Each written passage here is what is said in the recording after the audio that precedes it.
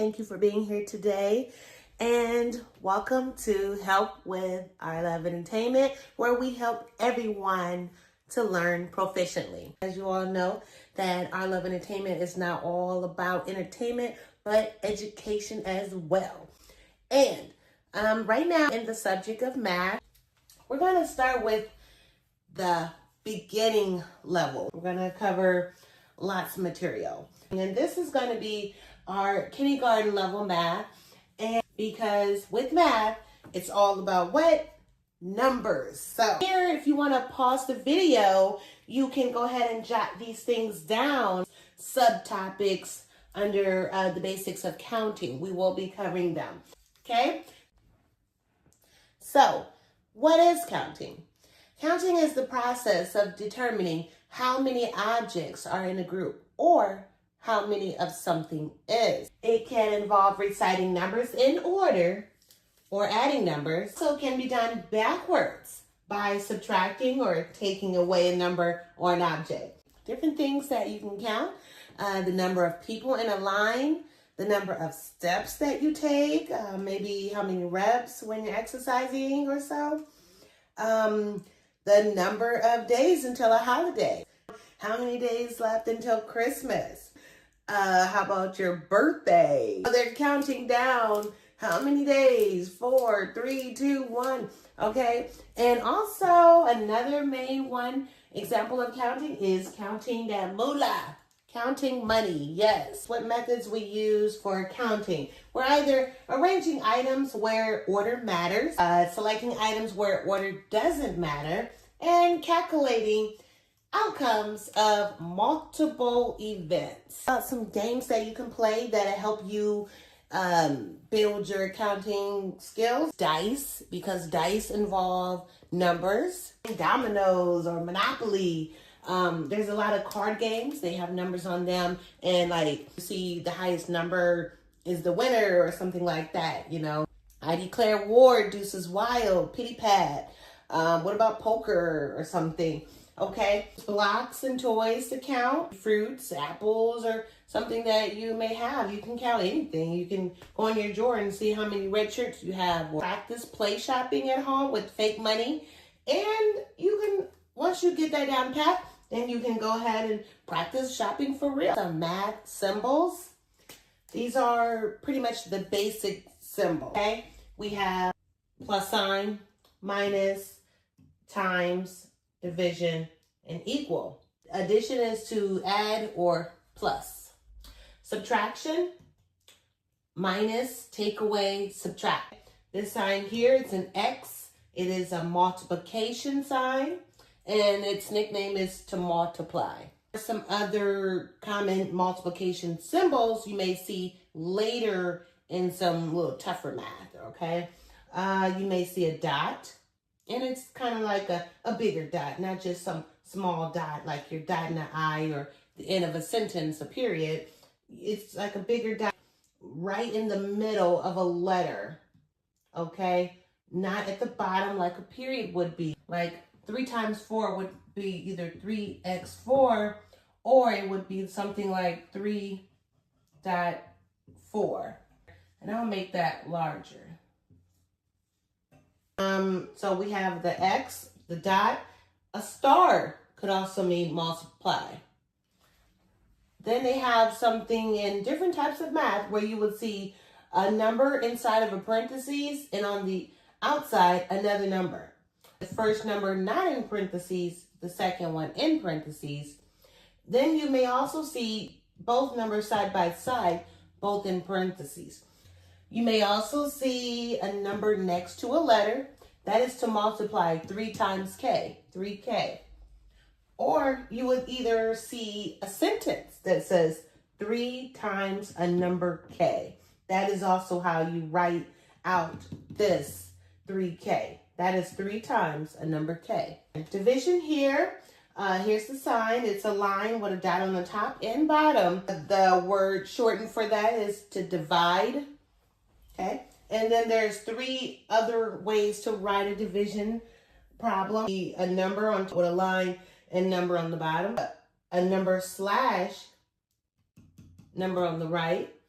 or I could say like a backward C, roof over it, or number on the outside with a number on the inside. Okay, so the way you say this is the number on the inside divided by the number on the outside. This symbol here at the bottom, that is equal or equal to or is. You may hear this times this is what? They mean equal, okay? Some more math symbols. Some of them may be more common than the other. Greater than sign, less than, equal to, not equal to, greater than or equal to, less than or equal to, and a pi sign. It's just simply PI, okay? Lowercase p, lowercase I, okay? And believe it or not, those two letters stand for a number. They represent a number, okay? And we'll get into that later. But there's a lot of math symbols, things that you can use for math, okay? We'll get into more of these another time. So with numbers, you can perform the operations of addition, subtraction, multiplication, and division. These operations form the basis for mathematical concepts. In addition, you're combining two or more numbers to find their sum. 2 plus 3 equals 5 is how you will write an addition problem. You're using the addition sign, you'll be seeing an equal sign. Subtraction would be finding the difference between two numbers. 5 minus 3 equals 2. Now with multiplication, we have repeated addition of a number. 3 times 2 equals 6.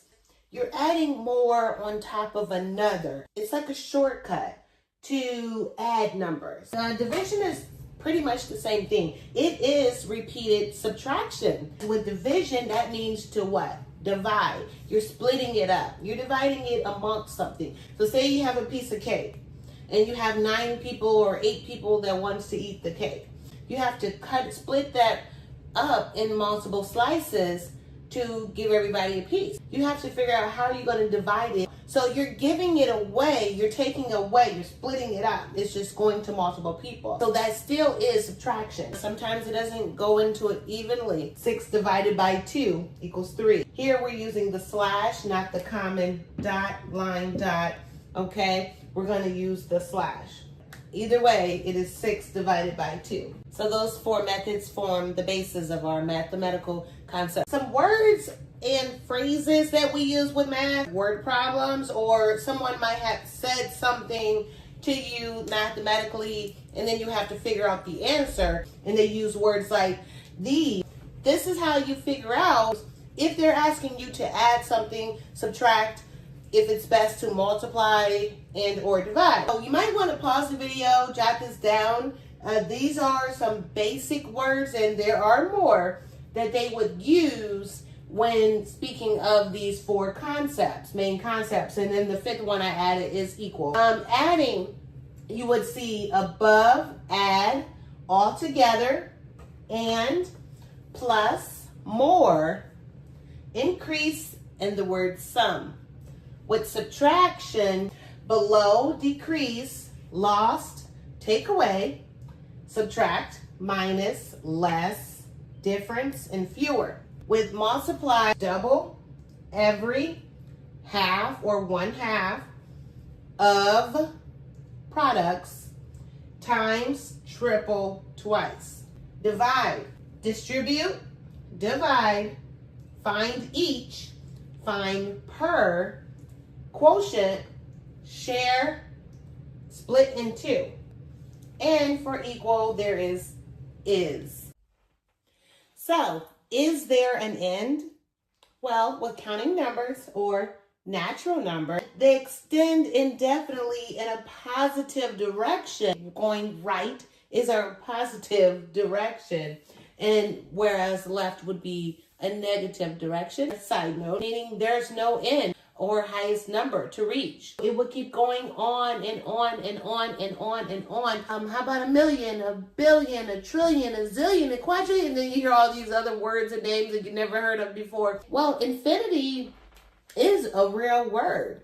It's not a number necessarily, but it's a representation of numbers going on and on and on forever. Now, this would be the symbol of our infinity word, okay? It looks like two zeros connected or two ovals. To be more specific, a sideways number 8.